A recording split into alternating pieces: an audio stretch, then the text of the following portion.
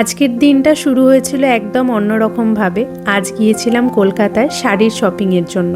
বিয়ের তো আর বেশি দিন দেরি নেই, তাই আমি আর রুদ্র দুজন মিলে বেরিয়ে পড়েছিলাম শাড়ি পাঞ্জাবি এসব কেনার জন্য। প্রথমেই ব্রেকফাস্ট করে নিয়ে চলে গেছিলাম শ্যামবাজার। আর দোকানটা দেখেই তোমরা চিনতে পারছো, এটা হলো বেনারসি নিকেতন। এখানে গিয়ে আমরা প্রথম দেখে নিচ্ছিলাম রুদ্রর জন্য কিছু পাঞ্জাবি। এনাদের পাঞ্জাবির কালেকশন এত ভালো, আমি যদিও ফেসবুক থেকে ভিডিও দেখেই গিয়েছিলাম, দেখলাম খুব ভালো ভালো স্টক রয়েছে। পাঞ্জাবি ছাড়াও এনাদের ধুতির ভ্যারাইটি ছিল প্রচুর, প্রত্যেকটা ছিল মন কাড়া এবং তোমাদের পছন্দ হবে। কামিং ব্রাইডরা যারা পাঞ্জাবি খুঁজছো কিংবা পাঞ্জাবির সাথে মিলিয়ে ভালো ধুতি, তারা কিন্তু এই দোকানটায় ভিজিট করতে পারো। আমি নিজে এখান থেকে কিনেছি এবং ভীষণ স্যাটিসফাইড। আমি নিজে যেগুলো ইউজ করি বা যেই দোকানে গিয়ে আমার মনে হয় যে কালেকশন সত্যি ভালো, তো সেই দোকানগুলো বা সেই জায়গাগুলোই আমি তোমাদেরকে সাজেস্ট করি। তো যাই হোক, এরপর আমি চলে গিয়েছিলাম বেনারসি দেখার জন্য।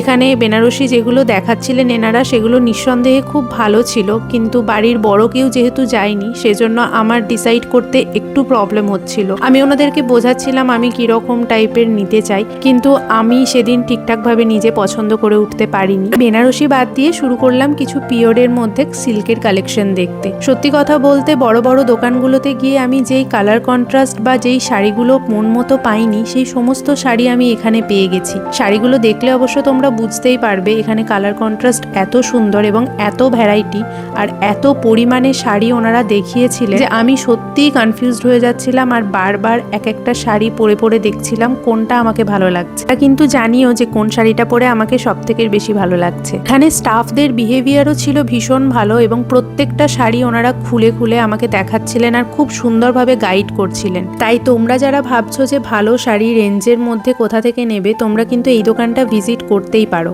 বিয়ের শাড়িগুলো তো শুধু শাড়ি নয়, প্রত্যেকটা শাড়ি জুড়ে ঘিরে থাকে অনেক আবেগ, অনেক অনুভূতি, অনেক ইমোশনস। আমার মধ্যেও সেরকমই ইমোশনস কাজ করছিল, যদিও আমি খুব কনফিউজড হয়ে যাচ্ছিলাম এত সুন্দর সুন্দর শাড়ি দেখে। আমি কি কি শাড়ি নিয়েছি সেগুলো তোমাদের সাথে পরে না হয় একদিন শেয়ার করব। সত্যি কথা বলতে আমি শাড়ি খুব একটা চিনি না, তো মাকে বারবার আমাকে ভিডিও কল করতে হচ্ছিল। সত্যি মেয়েরা মনে হয় মা ছাড়া একদম অচলই হয়। আর এনাকে তো তোমরা ফেসবুক দেখে সবাই চিনেই গেছো। এই ভিডিওটার কিন্তু আরেকটা সেকেন্ড পার্ট আসবে, সেটার জন্য ওয়েট করো। টাটা।